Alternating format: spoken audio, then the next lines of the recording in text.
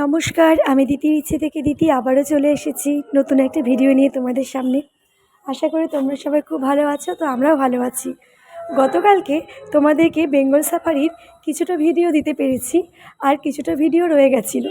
তো সেটাকে আজকে তোমাদের সাথে শেয়ার করছি। আমরা ওখানে গিয়ে তো যে জিপে করে ঘুরলাম, তার সামনে দাঁড়িয়ে আগে আমরা কটা ছবি তুলে নিলাম। তো যাই হোক, তারপর আমরা ওখান থেকে বেরিয়ে গেলাম। বেরিয়ে গিয়ে আরও কিছু কিছু ঘোরার জায়গা ছিল, যেগুলোকে আমরা ঘোরা কমপ্লিট করলাম। তো ঘোরা কমপ্লিট করার পরে যখন আমরা ফিরে আসি, একদম গেটে বেরোনোর মুখে ওখানে ছিল একটা লেটার বক্স, যে আমরা বেঙ্গল সাফারি থেকে কেমন দেখলাম, তার রিভিউটা কী ছিল সেটা লিখে দেওয়ার জন্য। তো বাবান অলরেডি ওখানে গিয়ে বলেছে আজকে আমি লিখে দেবো। তো এখন মোটামুটি আমরা যেখানেই যাই না কেন, এরকম কোনো কিছু রিভিউ দেওয়ার থাকলে বাবানই সেই রিভিউটা দিয়ে দেয়। সেটা খুব ভালো লাগে আমার। যাই হোক, তো বাবান সেখানে রিভিউ দিয়েছে, রিভিউ দিয়েও লিখে দিয়েছে ওর কেমন কী লাগলো। তো একটুখানি তোমাদের সাথে বাকি ছিল, সেটাই শেয়ার করলাম। যদি ভালো লাগে তোমরা অবশ্যই একটা লাইক, কমেন্ট আর ছোট্ট করে একটা সাবস্ক্রাইব করে দিও। তো হয়তো তোমাদের ভালো লাগতে পারে। তো দেখতে থাকো তোমরা।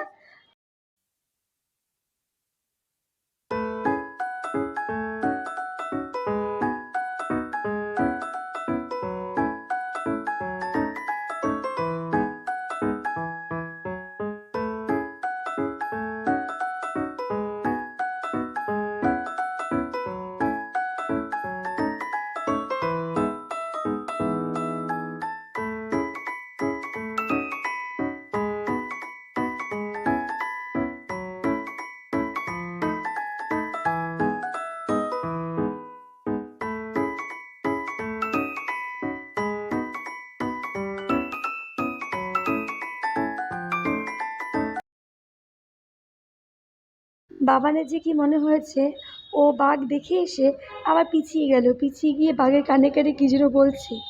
মানে মনে হচ্ছে বাঘ ওর বন্ধু, আর ওর সাথে গল্প করছে। দেখো, দেখেও হাসি পাচ্ছে।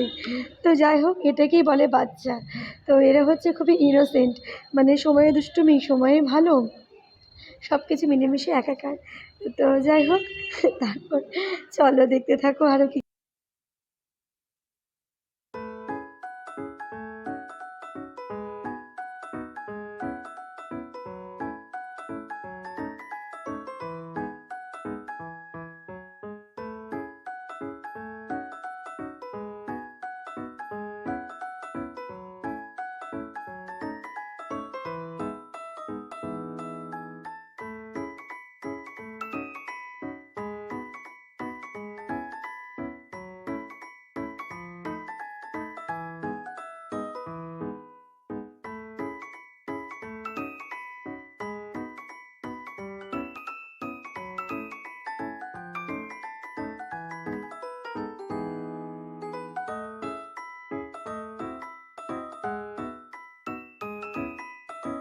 তো দেখো, আমাদের বেঙ্গল সাফারি সফর কমপ্লিট হয়ে গেল।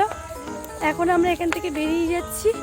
বেরিয়ে গিয়ে দেখি টোটো পাই বা কিছু গাড়ি পাই, আমরা এখন হোটেলের দিকে চলে যাব।